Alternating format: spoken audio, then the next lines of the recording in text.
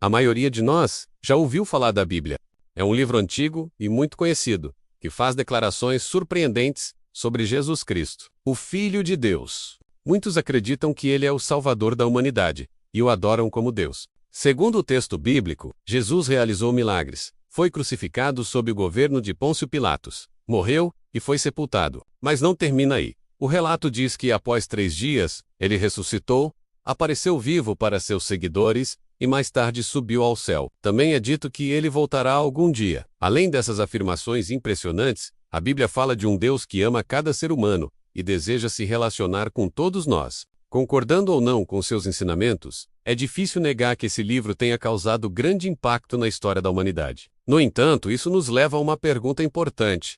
Por que alguém dedicaria sua vida aos ensinamentos de um livro antigo? Muitos podem pensar, eu não acredito na Bíblia. E tudo bem, essa é uma opinião válida. Mas e se houver uma chance, mesmo que pequena, de que ela esteja certa? E se o céu e o inferno forem reais? Você está 100% certo de que tudo isso é falso? Porque se não estiver, talvez valha a pena olhar mais de perto. Antes de descartar a Bíblia como apenas mais um livro religioso, considere os motivos pelos quais tantas pessoas a consideram confiável. Para começar, a palavra Bíblia vem do latim Bíblia, que significa livros, e de fato, a Bíblia é uma coleção de 66 livros. Ela é dividida em 2 partes principais: o Antigo Testamento, que aborda eventos anteriores à vinda de Jesus, e o Novo Testamento, que fala sobre a vida, morte e ressurreição de Cristo, e o início da Igreja cristã. Esses livros não foram escritos por uma única pessoa. Moisés, o apóstolo Paulo, os discípulos de Jesus e outros autores escreveram diferentes partes.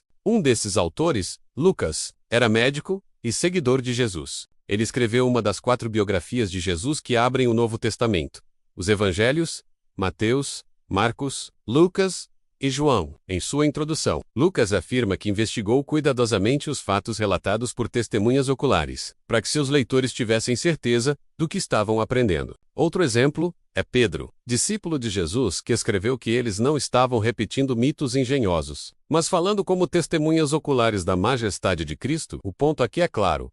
Os autores afirmavam ter visto e vivido os acontecimentos descritos. Não estamos lidando com histórias passadas de segunda mão, mas com relatos de quem estava lá. Mas como sabemos que eles estavam dizendo a verdade? Um teste que se usa em casos assim é o teste da honestidade. Ele verifica se os autores incluíram em seus textos informações embaraçosas sobre si mesmos. E no caso da Bíblia, isso acontece com frequência. Por exemplo, Pedro foi chamado de Satanás por Jesus. Em outra ocasião, os discípulos dormem repetidamente enquanto Jesus pede que orem com ele, e acabam fugindo quando ele é preso. Pedro, o líder entre eles, chega a negar que conhece Jesus, e isso diante de uma simples menina. Se estivessem tentando inventar uma história para parecerem heróis, por que incluir esses detalhes? Mais ainda, quase todos esses discípulos foram brutalmente perseguidos e mortos, por não negarem o que afirmavam. Se eles soubessem que tudo era uma mentira, por que morreriam por ela? O mais lógico é que estavam convencidos da verdade do que viveram. Esses relatos embaraçosos sugerem que estavam mais comprometidos com a verdade do que com a própria reputação. Outra questão comum é: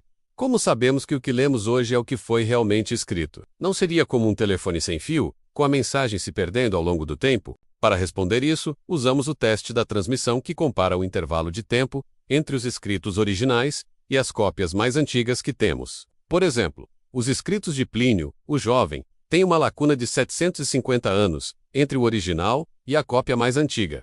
Os manuscritos de Júlio César, cerca de 1000 anos. Platão, 1200 anos. Mas o Novo Testamento tem uma lacuna de apenas 50 anos entre os eventos e as primeiras cópias que temos. Isso é extraordinariamente pequeno em comparação com qualquer outro texto antigo. E a quantidade de manuscritos? César tem 10, Platão tem 7, Tácito tem 20. O Novo Testamento, mais de 24.600 manuscritos. O segundo lugar em número de cópias é a Ilíada de Homero, com 643 manuscritos. Mesmo assim, ninguém questiona a existência de César ou Platão, mas muitos questionam a autenticidade da Bíblia, o texto antigo mais bem preservado da história. Além disso, temos o teste da corroboração. Existem fontes externas à Bíblia que mencionam Jesus. 9 delas são não cristãs e surgiram dentro de 150 anos após a sua morte. Junte a isso mais 33 fontes cristãs, e temos 42 documentos históricos que confirmam aspectos da vida de Jesus Isso é 4 vezes mais que o número de fontes que mencionam o imperador romano da época, Tibério César. Essas fontes nos dizem que Jesus existiu, que era considerado por muitos como Deus, que realizou milagres, foi crucificado, ressuscitou, apareceu a seus seguidores, subiu aos céus e prometeu voltar. E tudo isso mesmo que você retire completamente a Bíblia da equação. Então não, a Bíblia não é só mais um livro. Ela é uma carta de amor de Deus para a humanidade. Ela nos diz que mesmo sendo pecadores, Cristo morreu por nós. Isso é mais do que teologia.